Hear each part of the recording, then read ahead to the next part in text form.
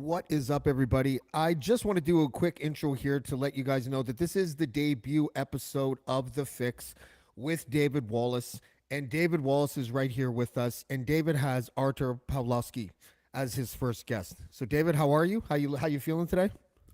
I'm feeling a little bit better. Been getting over a bit of a cold here, but ready to rock and roll. And I think that having Arthur on today is a very important thing to do, especially considering how tight the election is. If we can provide a little bit of clarity and that might help inform people's votes, I think it's a good thing. I do as well. So, it's election day in Alberta. Take it away, David. Again, this is the premiere episode of The Fix. Off to you, buddy. Well, thank you very much, and welcome to the Fix. I'm sure we'll have plenty of hiccups in the first few episodes as we iron this thing out and get it dialed in.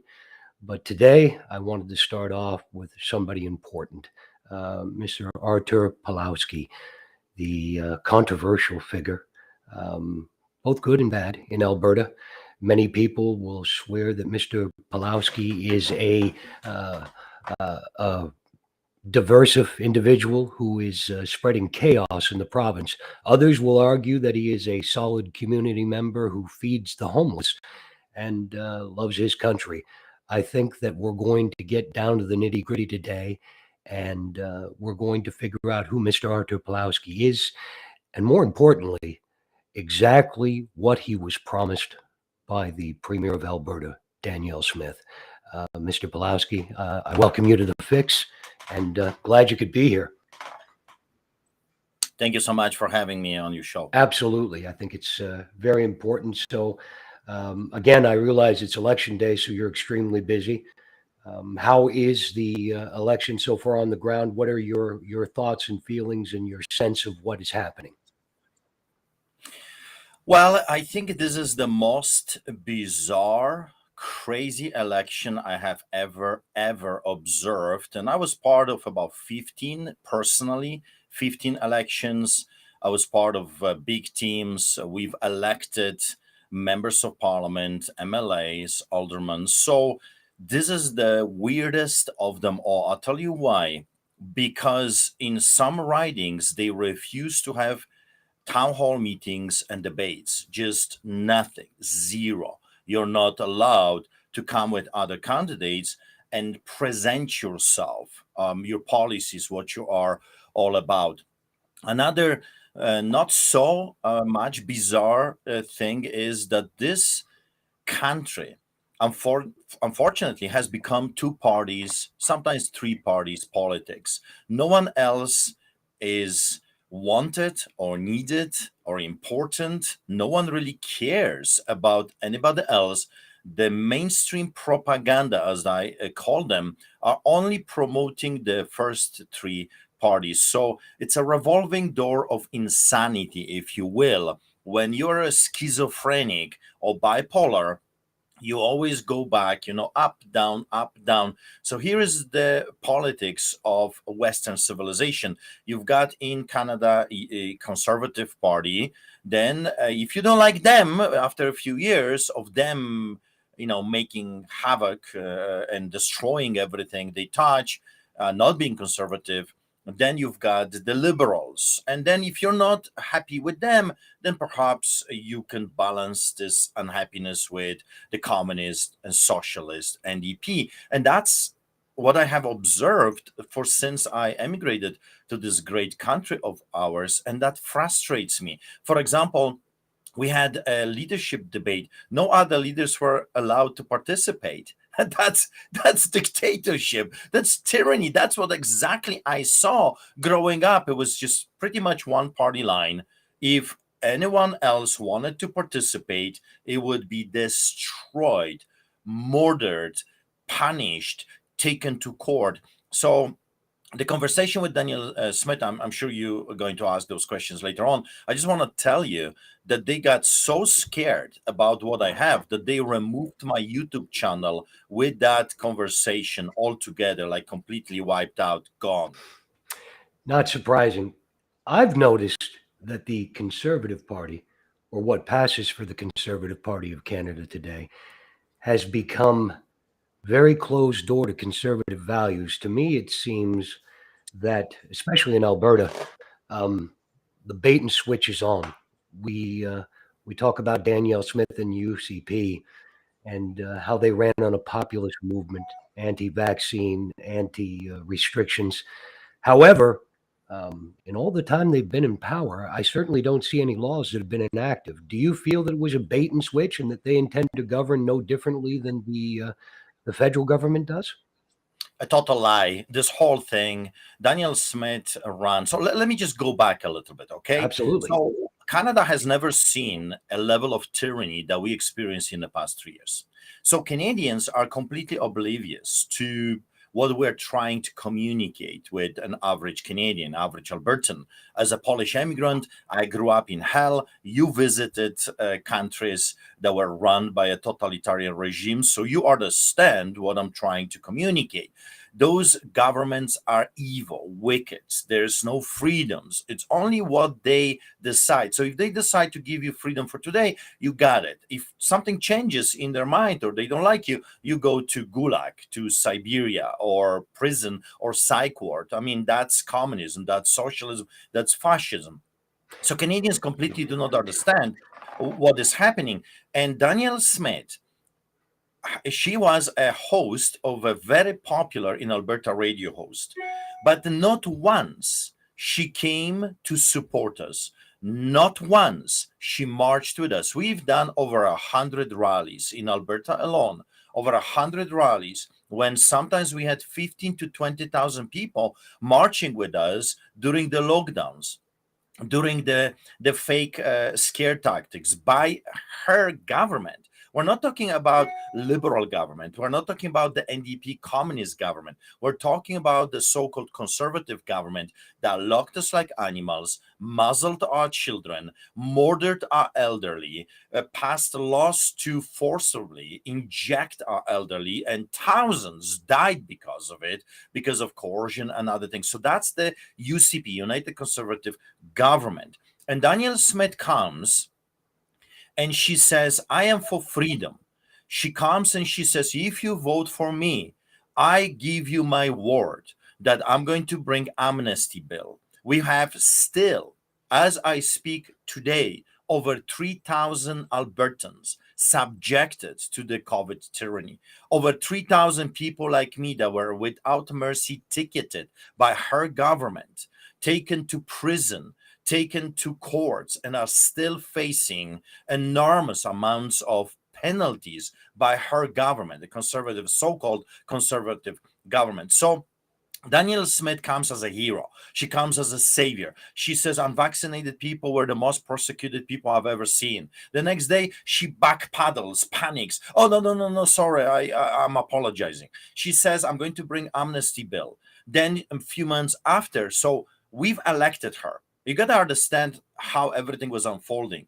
Danielle Smith was hated by the left, by the promises she made. And that's very important for people to understand. When she made those promises, I'll bring amnesty, I'm going to protect unvaccinated, I'm going to restore those that lost their jobs, I'll bring them back to work, I will be your hero that you were waiting for. The left flipped. They hated her and they fought her every way, every step of the way. So we supported her, we the freedom people that marched against this government, because we thought that by voting for this individual, we're going to get back our freedom. That was the only reason. Danielle Smith won the leadership on a sixth ballot, the last ballot, only by a hair thread, okay, by few votes. So now she's in power and we are all waiting. I was charged over 40 times for feeding homeless during the fake pandemic, for keeping the church open, inciting people to come to illegal gatherings, my church services, feeding the poor, saving lives. All of that was unacceptable. I organized a Christmas celebration. That was against the law. 15 COVID tickets. I had carolers. That was against the law. Singing was against the law. Feeding the poor, giving gifts, having parents at home, having my brother for coffee, tickets, police, harassment, bylaws, detectives. I was hunted down every step of the way, invaded. They broke the criminal code 176, 1, 2, and 3. entered our holy sanctuary against the law. No one cared. They are gangsters in uniform, supported by evil, wicked entity called the justice system. So Danielle Smith knows all of that. She wins the leadership because of us. And then suddenly she comes and says, oh, by the way, I'm not going to fulfill my promise. And then she lies to the people. And I think that's the most frustrating part, at least for me, for a clergyman, for a Christian. When someone comes repeatedly and promises you one thing and then openly in your face lies to you and lies to the people. So she says, well, by the way, there's nothing I can do about it. That's a lie. And this is the frustration I have. People do not understand that what she's saying is a simple lie. For example, she passed a sovereignty act. Of course, she's not using it, but she passed it within an hour. The same way with the majority government, she could pass the amnesty bill. And this horror for thousands of Albertans would be over.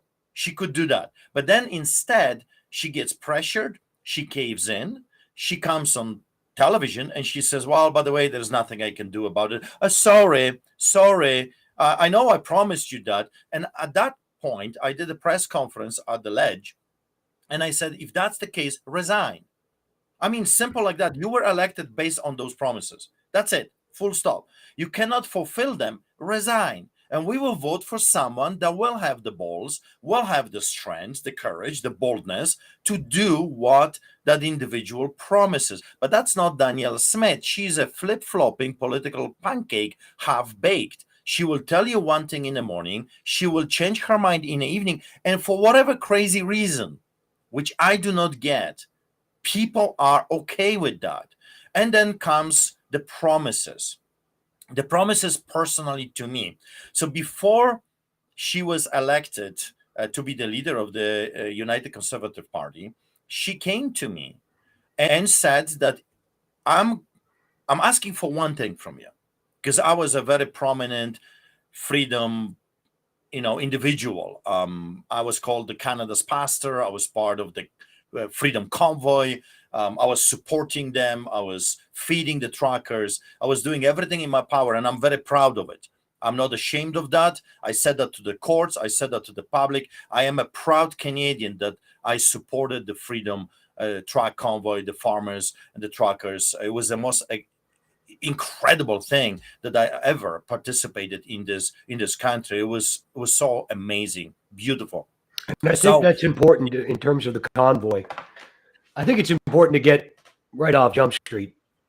I believe that you are sincere in your beliefs. And to me, that is the hallmark of an honest man.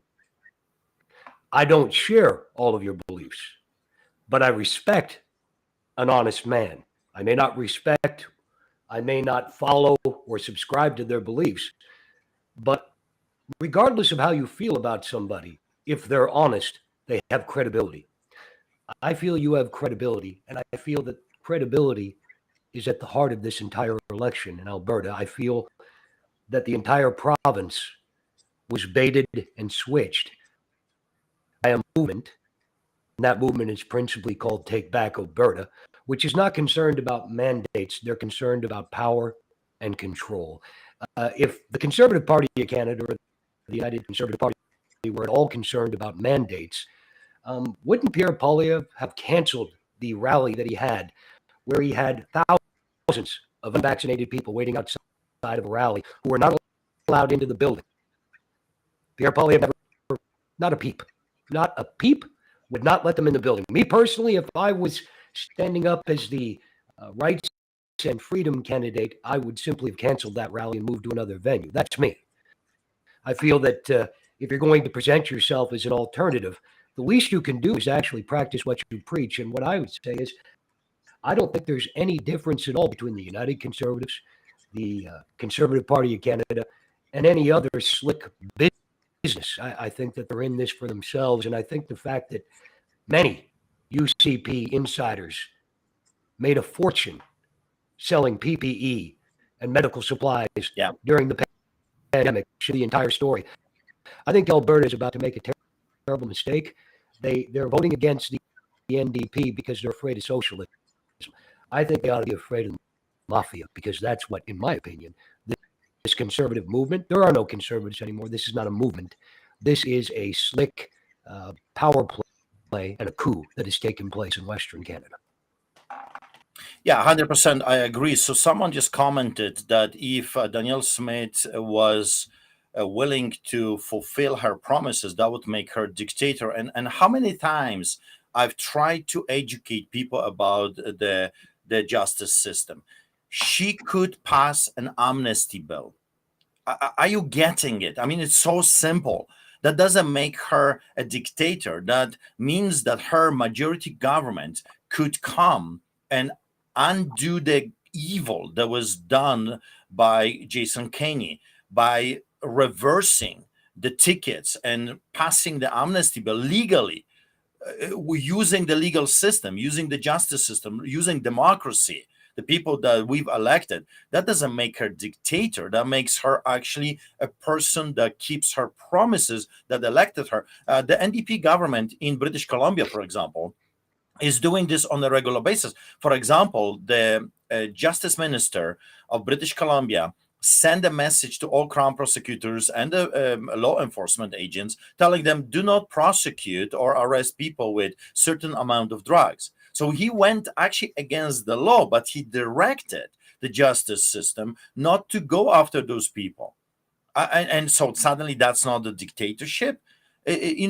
Open your eyes and your ears, people, because it's so frustrating. You keep coming with this garbage, which is not true, that she couldn't do anything that would make her a dictator. No, that would make her a leader that actually keeps her promises that elected her. So going back to the bribery, political bribery, nothing new under the sun. Those things happen all the time in the political realm. My beef is, pardon me? That was my job. Bribe, well, there, mail, steal, whatever. I was fixer. This is the way politics is run. That's right. So don't get me wrong. I get it how politics works. So you do this for me, I do that for you. That's normal.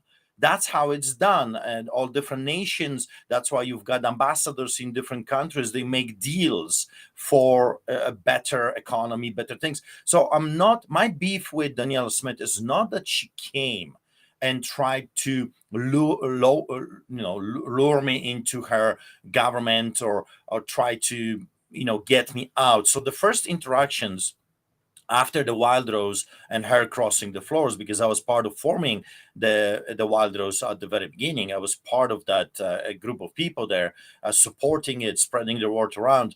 So when she crossed the floor, she murdered a grassroots freedom movement those years ago. And so when she came to me again, after I was released from prison, I was locked by her government for giving a sermon to the truckers in Coutts, where the roads were open. When I left, the roads were open. I never once said block the streets. I said hold the line, stand for your God and state-given rights, do not quit. I was standing on a private property with people that came to a private property. I told them 3 times, do not use violence. This is not a violent uprising. This is a solidarity style movement. So just stand for your rights and do it for the kids. They don't have enough tyrants, not enough police officers to remove million Albertans if Albertans want to be free. That was my rhetorics. And of course, a reference to Alamo was, we are willing to die for what we believe in. And Christians throughout the history were willing to be burned on the stakes and crucified, but we are not willing to kill for our faith. That's a different religion that is willing to do that. Islam kills for the religions. Christians are willing to die for what we believe. That's the difference. So anyway, do you believe, and this is important, do you believe that your religious beliefs and that the beliefs of your followers and many other Albertans were exploited by these people who never had any intention of changing things, that they used you much like Jeremy McKenzie was used by Pierre Poilievre? And once they got the segment of the populations, those loyalties, that you were just cast aside. Do you believe that? 100%. I'll prove it to you. So we have a Premier Danielle Smith catering to the Christians and the freedom people with the rhetorics that resonate with people that have been subjected to tyranny.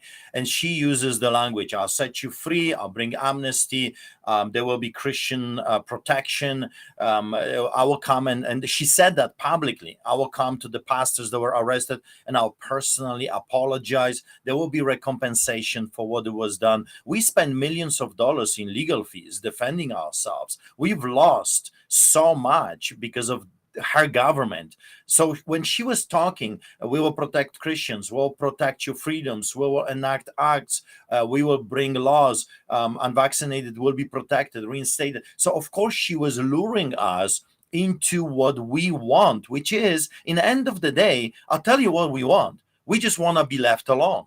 And I said that thousands of times to the authorities. Leave me alone, people. You don't have to believe what I believe in. Leave me alone. I just want to feed the poor, which I feed thousands of people for the past 24 years. I just want to be a pastor. You don't have to listen to me. You don't have to come to my church. You don't have to receive what I'm offering on the tables. Don't. If you don't like what I do, don't come. But there are thousands. There are literally thousands of people that we support and they appreciate what we give. So just people, leave me alone. But they couldn't. So Danielle shows up and she says, if you don't run for political office, in other words, I was so popular and they got so scared that they thought I might become a politician. And I'm telling you, when I was locked in a solitary confinement in metal cages like an animal, just like the Russians were doing, I thought to myself, they're going to finish me off. When the 5 inmates came, publicly talked to my lawyers, and they said that the guards were giving them incentives to murder me in prison, I decided I have to do something radical. I have to do something different. So I announced I'm going to run for political office. Daniel shows up and says, if you don't run, if you do not run for political office, I'm going to give you a $250,000 salary and you will be the chair for the public inquiry, how the COVID craziness was unfolding.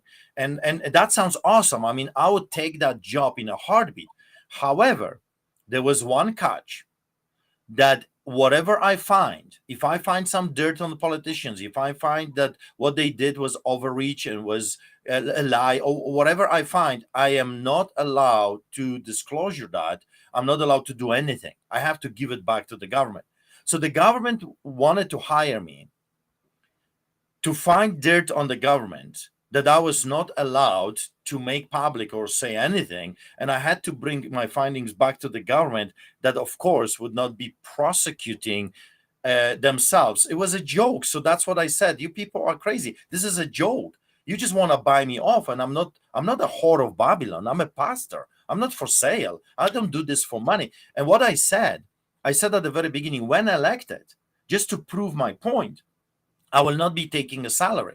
I said to the people, when elected, I'm going to donate every dollar from the taxpayers to the community to save lives, because I wanted to make a statement. I wanted to show people that we've lost sanity in the political realm, that those people are doing this for not just for the spotlight, not just for the title, if you will, for the chair, but they're doing this for incentives, pension, money, bonuses. It's totally crazy. It's a business. So Is what it is.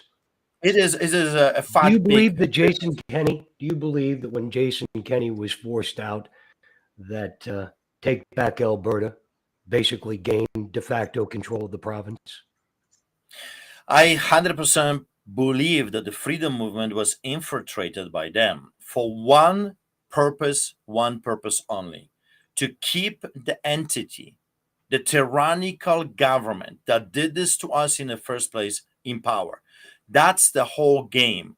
We will use everything in our power. We will manipulate, lie, cheat, steal, threaten, arrest people. That's their motto, to keep those people like Tyler Shandro. Look at this.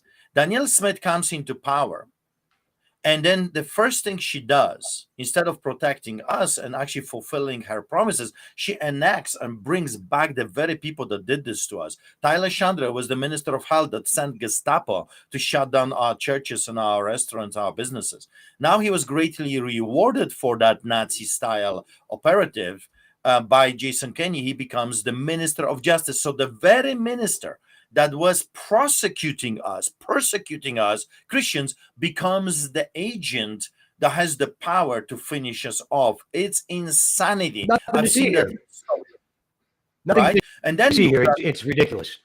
then you've got Jason Copping, the minister of health, brought back into power. Then you've got the Nixon mafia brothers, as I call them, the most corrupted human beings in this province. They are back in power. Then you've got Casey Madhu. Casey Madhu was a previous minister of justice, and he comes public and he says that what was done to us Albertans had nothing to do with science, but it was politically motivated. He said that it was all about control. How Danielle Smith rewards him? She brings him, the very man that did this to us, she brings him back into the position, the second most powerful position in a province, which is deputy premier. Casey Madhu is the deputy premier. Then we've got the arrest of me and my brother David in the middle of the highway. And 2 days later, Jason Kenney with other snakes party at the Sky Palace. They're caught red-handed for breaking their own rules,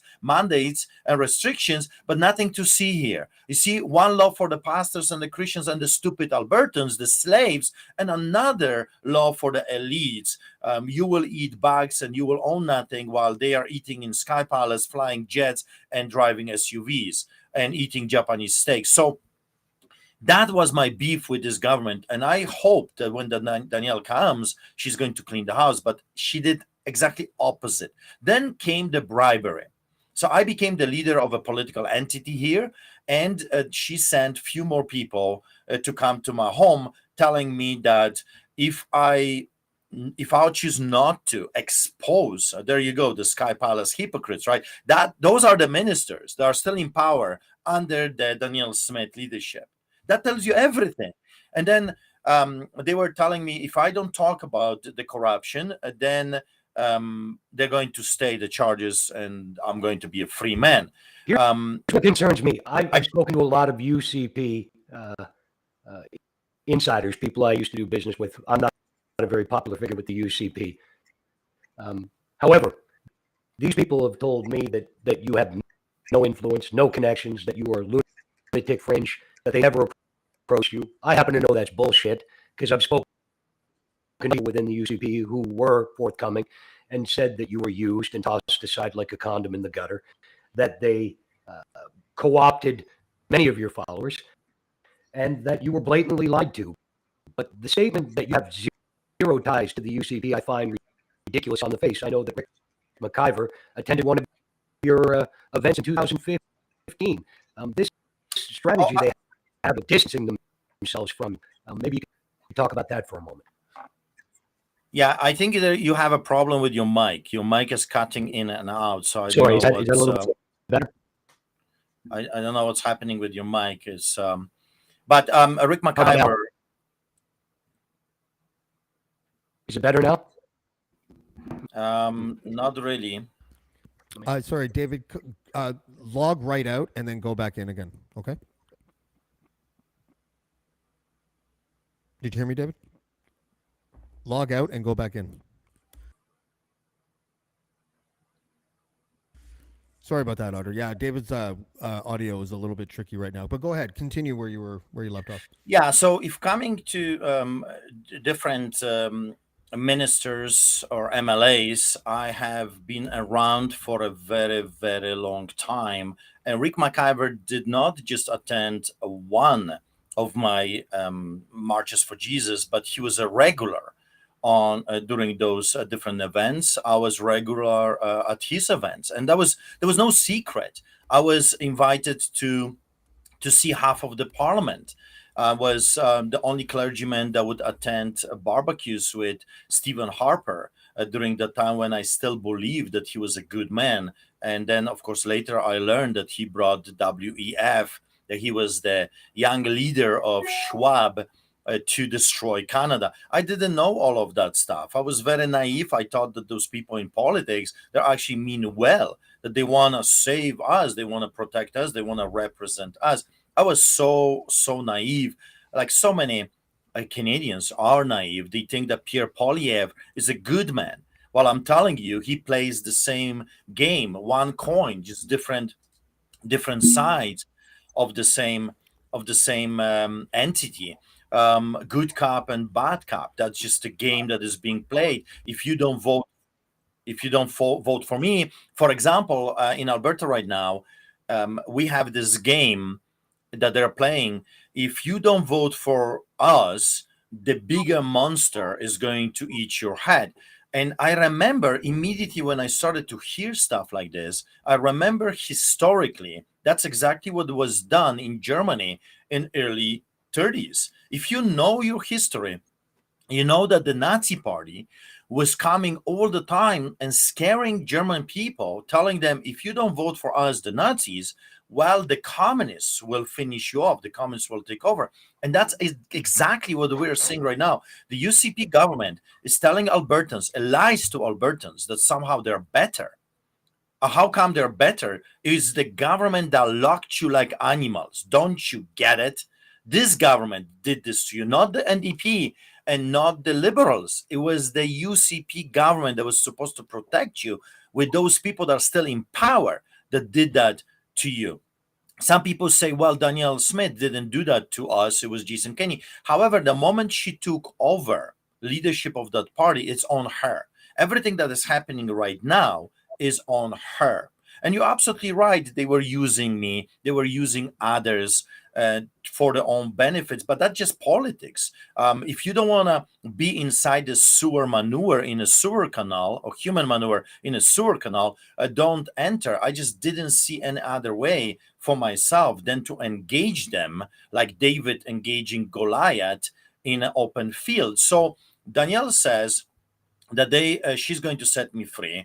Nothing happens. I'm waiting patiently. I was approached about 10 times by different people about this situation. I had many conversations with other people around that had very similar conversations with Danielle Smith personally. So I'm not the only one that she lied to. There's others very prominent within the freedom movement, individuals, that those things were promised to them face-to-face conversations, not even a different backdoor deals. So then At what point? Sorry, I just wanted to check my mic. Is it working? now it's better. Yeah, now it's good.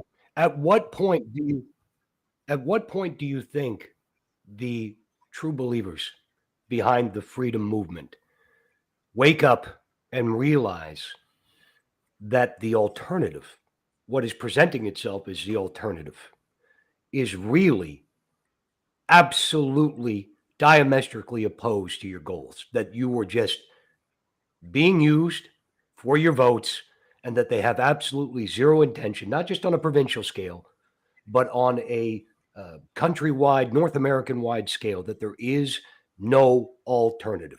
When does that segment of the population wake up and realize that they're not supporting somebody who believes and shares their views? And I'm looking at it from the outside in. I'm not saying that I agree with the movement. I'm not saying that I support these ideas. But what I am saying is it's clear to me that the freedom movement has been completely used as a weapon, and they have been left high and dry, and that their goals are further away than ever at this point. I agree with you 100%. We were just used. And there's still, unfortunately, I thought when I marched with the people for the past 2 years, and I risked my life. I mean, there's no dispute that what they've done to me, they have not done to anybody in this country. I was charged over 40 times. My life was threatened on a regular basis. I was arrested as a show arrest. My trials were show trials and nothing to do with justice.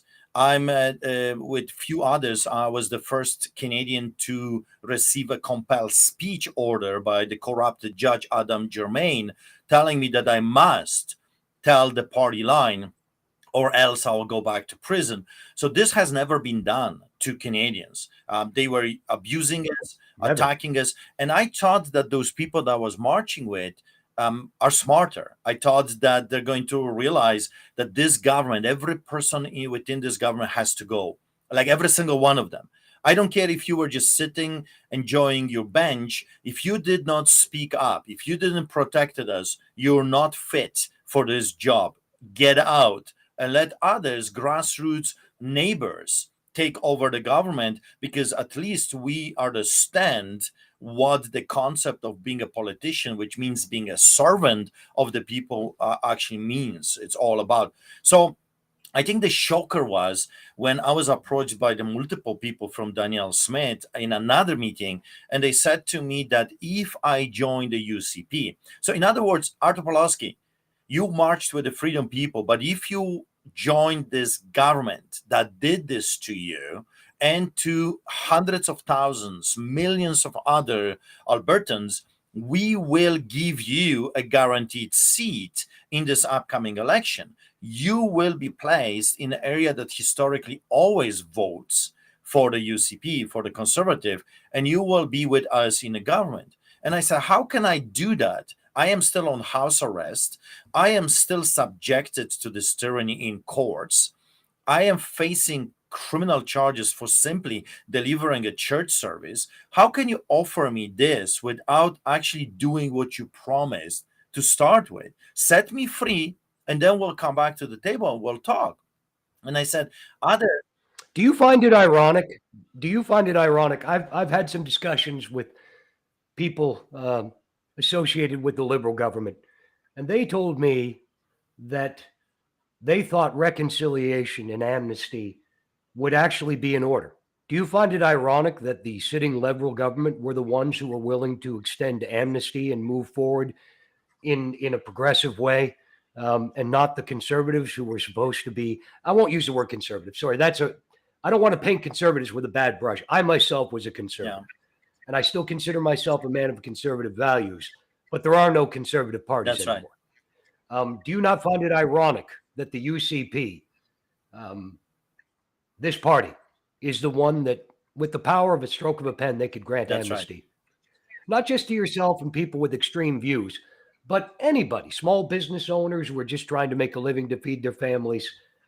The pandemic was a very frightening time, and a lot of things happened all at once. I think amnesty would certainly be in order for a great many Canadians. Isn't it ironic that the Freedom Party, so to speak, which could do this in an instant, won't revisit the issue? Canada shows a willingness to discuss reconciliation and amnesty. Yeah, of course I find Is this. that not at all ironic? It is 100%. I mean, think about it. In order to move forward, in order for us to become one again, if you will, because we have been divided by the elites, the armed forces, and then the peasants, us, the people. In order to bring some kind of a reconciliation, some kind of a unity, we gotta be set free. This issue will never go away. It will never go away as long as there are people subjected. For example, the pizza guy. I don't know if you're familiar with the restaurant Without owner. papers? Without papers, that's right. He is still in courts, and his crime, listen to me, his crime, according to the UCP government, according to the Danielle Smith government and the ministers that are still in power there, was that he fed people. That's his crime. He fed people without checking their vaccine passport. That's insanity. He's still in court fighting for his entire life. His business was destroyed, wiped out, fenced, locked. Everything has been stolen by the UCP Danielle Smith government. And somehow, and this is what I do not get, those people that claim to be Christians, those people that claim to be freedom fighters, are willing to vote those devils back in. That's beyond me. Now, you cannot claim that there is no options. We have over 100 candidates that are running in this election as either independent or we formed a political entity called the Solidarity Movement of Alberta, and we did it within 9 days. Can you imagine what we could do in 4 years for Albertans if we could pull this off within 9 days? 9 days, and we have a political party called Solidarity Movement of Alberta with 38 candidates on the ballot. And together with the independent candidates, we could form a government, and we could bring sanity and freedom back to Albertans. We could revive the energy, dig that oil out. Why do we take unethical oil from Saudi Arabia, where they murder people, throw homosexuals off the roofs, and treat their women less than they treat their cows? Why do we take and give them money while we are I've personally seen homosexuals throwing off roofs in Russia, yeah, and it's not a pretty scene. it could be, but not in Alberta. I disagree with. Well, it's coming. I think it's coming because I think the hate and division. I mean, I think the big stumbling block that people have is the hatred towards homosexuals, the language. And I'll agree that on both sides it's gotten out of hand. Do you feel that this issue, this wedge issue, is being blown out of proportion? It is being jammed in everybody's face as a distraction? It is, because if they are stealing, lying, cheating, manipulating, and enslaving you, they need to give you a different an enemy, if you will. They need to focus your attention not on what they are doing, but on what somebody else is doing. I feed homosexuals, transgender people for the past 24 years. I have a very strong. So you don't hate them. You don't hate these people. You may hate their behavior, but you don't hate people. I do not hate even my enemies. I do not hate Danielle Smith or Jason Kenney or those ministers. I'll call them names. I'll call them their bloody murders. I will use a very strong language to awaken Albertans, to awaken people. You see, use of strong language has a purpose. It has a purpose to slap you in the face so you can wake up. But I do not hate even my enemies. I may disagree with your lifestyle. I may be very vocal about disagreeing with your lifestyle. I will be opposing you, bringing that lifestyle upon me. I always said for decades, whatever you do in your bed, keep it to yourself. I don't want to hear it. I don't want to see it. I'm not interested in your sexual behaviors. I don't care. You want to sleep with a donkey? That's your business. Why do I have to see this? Why do I have to be subjected to something that I don't want to see? And the same way, I don't march with my wife naked on the streets of Calgary, forcing other people to see my sexual preferences. Just leave us alone. That was always my beef with with this craziness being forced upon us. Leave the children alone. Let the children be children. Leave me alone. Whatever you want to do, it's up to you. Be happy, be respectful. I feed transgender people, guys dressed in women's clothes, on a regular basis. They're hungry. My tables, which are God's tables, are for everyone in need. I don't ask. I never did. 24 years I feed the people. I don't ask about their political associations. I don't care where they came from. I don't care about sexual preferences. I don't care if they're rich or poor. If you're standing in my lineup, that means you need or you want what I'm giving, what I'm presenting to you. You can take that food and you can go. You don't have to stay. You don't have to listen to me. You don't have to be prayed for. That's freedom. To me, a real freedom is that I can make my presentation, but you don't have to listen to it. And you can make your presentation. I don't have to listen to that. I'm not forced to listen to whatever you're proposing. That's democracy. That's freedom. But we don't have democracy in Canada anymore. We do not have freedom in Canada anymore. If I don't align myself with you or others, then suddenly I'm a hater. Since when? Since when we cannot have a fiery conversation, a fiery argument, and then be friends? I have that with my wife. I have a fiery arguments with my children, with my parents, with my brother. I don't hate them. I just disagree with them at that moment for that particular issue. But doesn't make that of anyone that somehow, if you disagree with what I believe in, I'm a hater. So I'm sipping a coffee here, right? And you can't see it, or maybe you can see it. You see, I see it. I'm drinking my coffee with milk. That means I'm white supremacist. I mean, Well, look, what here's what happened I'm to us? concerned about.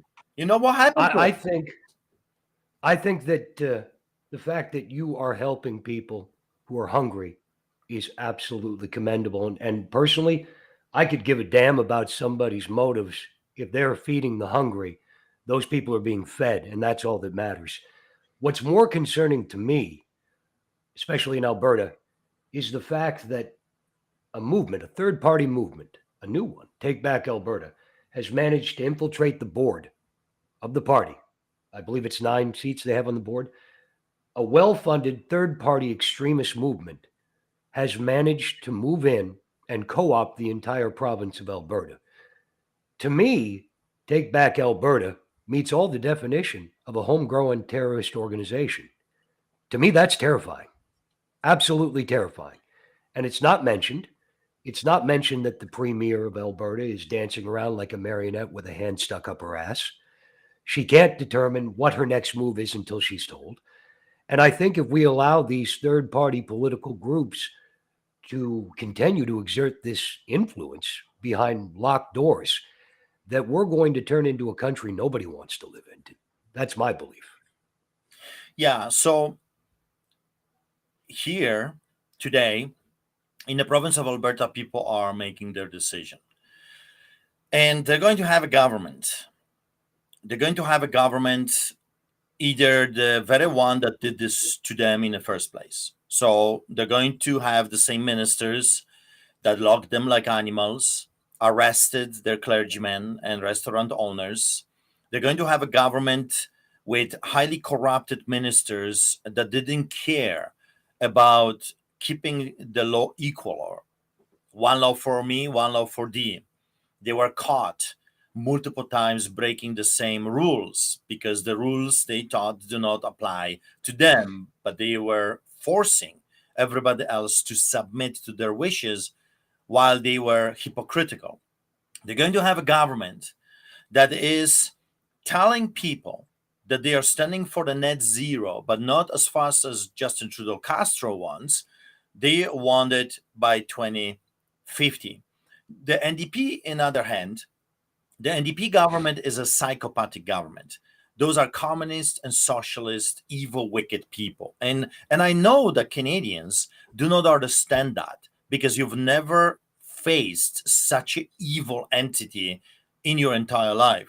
So their rhetorics of you're going to have a pension, you're going to have incentives, welfare, free healthcare, and all of that stuff, it's appealing to you. I grew up behind the Iron Curtain. I grew up in communism and socialism, and we had free education. Okay, I want you to listen to this. We had free education, we had free healthcare, we had free vacations paid by the slaves. Every single day you went to work, and the only thing you worked for was a roof, and you were chasing necessities of life. There was no capitalism. There was Government departments. no free enterprise. There was nothing. And if you dared to say something against those tyrants, 50,000 communists were ruling over 36 million Polish people. You were brutally tortured, arrested, and they would do a show trial. If that's what you want, NDP will deliver that to you. They will bring that to you. And then maybe perhaps you will understand why this pastor was using such a brutal use of language, calling them names, psychopaths, murderers, Nazis, communists, KGB, because I don't know what else to tell you to try to scare you from a real enemy. The UCP, the NDP, the Liberals, Alberta Party, they are all going the same way. Left, woke, communism, socialism. And that's the fact. They are telling you that you will be riding a bicycle while we literally are sleeping on oil, the black gold, and we can turn Alberta into a Saudi Arabia of North America. And that's what I promised. When elected, I'm going to revive that energy back. this notion of the earth is dying, we gotta protect the global warming, the climate change, all of that is, it has one purpose: to rob you and to enslave you. And here is a very fascinating part, because Albertans will pay for their decision that they're making today. They will pay for that. I know that economically. I used to be a businessman and I know economy. I I was a very successful businessman. I made millions of dollars. I had many houses before, and I've done a lots of businesses in my life. So economically, I'll tell you what is going to happen.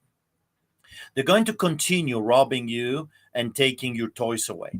I believe that within a very short period of time, 25% of Canadians are going to lose their homes because of the interest rates. They will simply will not be able to service the debts that Canadians have.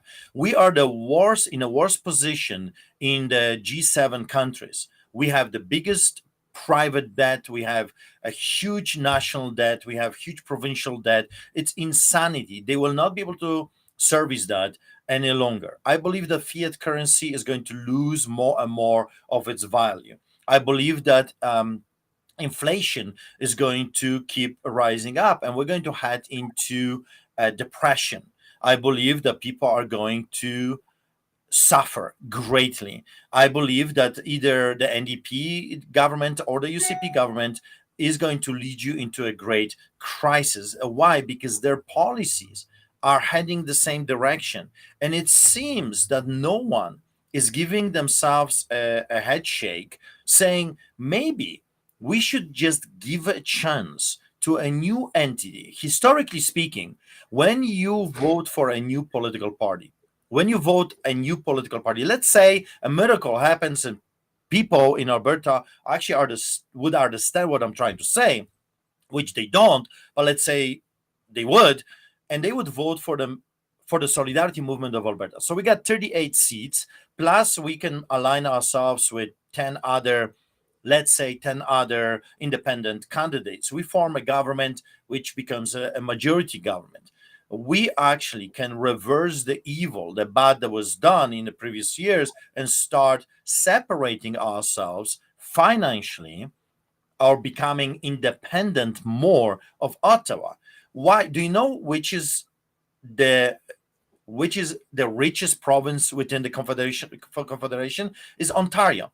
Ontario is the richest province within the Confederation. Why do we give them billions of dollars? I don't get it. They are the richest. We are becoming the poorest, one of the poorest. So maybe we should reverse that situation. Why do we give billions of dollars to Quebec?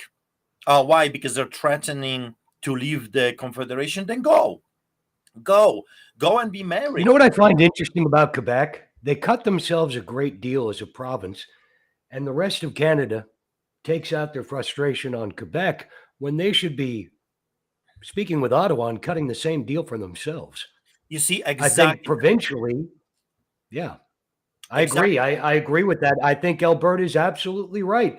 But I think Ontario, Alberta, Quebec, I think every province should cut themselves the most advantageous deal. And I think through sheer incompetence, greed, and corruption, that the provinces did not cut themselves good deals. Yeah, So I think Quebec gets a bit of a bad rap. So you've got Danielle Smith meeting with the prime minister, and this freedom lady, this freedom fighter, of course, that never attended one rally, never risked anything, never got even a little ticket during this tyranny, but was hiding comfortable, receiving a lots of money for her radio show. I don't know if people are aware. You know that Danielle Smith with her partner, I don't know if they're married because she had so many men left and right. It's crazy. But the person that she's with now, I think they're married now.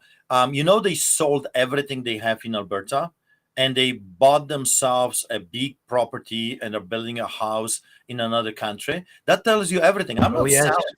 I'm not selling my house. I was offered millions of dollars to leave Alberta, millions of dollars to move to United States. I'm not abandoning this province. Here is my home. I love Alberta. I have 3 children here. I want to have a good future for them. Not just incentives, not just money, but a country that they can have their children and their grandchildren. So she goes to a meeting with Justin Trudeau, And she said, I am against the WEF, which, of course, she said multiple times before that she's all for it, the health organization as well. And then she cuts a deal with that tyrant over there for the digital health ID. And yet, for some crazy reason, people are so delusional. They're so mesmerized, a heavy delusion. I don't know how to explain that. It's like talking to someone that is, took drugs, and there is this chasm between us, or someone that is completely drunk, and you're trying to reason with that person, but you can't. So that's the heavy delusion I see in Albertans right now. And she comes back with a promise of billions of dollars for a digital ID. Don't you get it that those people are all the same, doing the same things? And me, I'm suddenly the bad guy. Why am I the bad guy? Well, I am the bad guy that is trying to tell people the truth. My phone call conversation with Danielle Smith, for example, she called me. I didn't call her. And yet, everywhere in the media was that I called. No, I received the phone call. So that's the truth. Absolutely. Why can't we That just is the truth. stick with the truth? I was receiving the phone call, and I was told by smarter people than me that when I'm talking to those types of high-ranking individuals, I should record it for my own protection, so they would not be able to say that Artur Pawlowski was threatening me, Artur Pawlowski was saying stuff. And no, here is a recording. Just I always get tape. Good move. right. So that was the reason. But again, I was not the one that leaked it. It was stolen from me. I don't know. It's under investigation right now. We don't know what happened. And I think perhaps that's why my YouTube channel was taken down, because that would prove who got the link. What happened was, when I recorded the conversation, I put it on the YouTube channel as a private. No one had access to it except if I would send a link to that private recording. It was just for me and for my lawyers. Full stop. That's it. And I find it very interesting, because when I came public about the conversation, and there is investigation going on right now, the YouTube channel with the link is gone. So no one can actually find out who stole it or who actually leaked it. Is that not fascinating? I can't say Right? as I'm surprised, and I just got a note from my producer. We have about 2 minutes left because we kind of butted in on this last minute podcast, but the truth has a way of surfacing. And after speaking with you and my dealings with the individuals in the UCP, I will say that I believe you. And a man who speaks the truth, regardless of his views, is a man that you can trust. That's my belief. I'd love to have you back on. I think you're a fascinating individual. I think you have a lot to say. I think a lot of it is extremely relevant. And I'd like to have you back on. We'll have some of the kinks ironed out. But again, I think the important things Albertans need to take away from this conversation is the fact a private citizen was called by the premier and was promised certain things. Those things would theoretically circumvent the law. And that person needs to be held to account. In a free and just democracy, there can be no favoritism for justice. And I believe that if we really want to see change, we need to start holding our politicians accountable. And I thank you for joining me. And I sincerely hope you can join me again very soon so we can continue this conversation, because I think it's extremely important for people to hear. Yeah, thank you so much. Just remember, when you tell the truth, you have only one story to remember.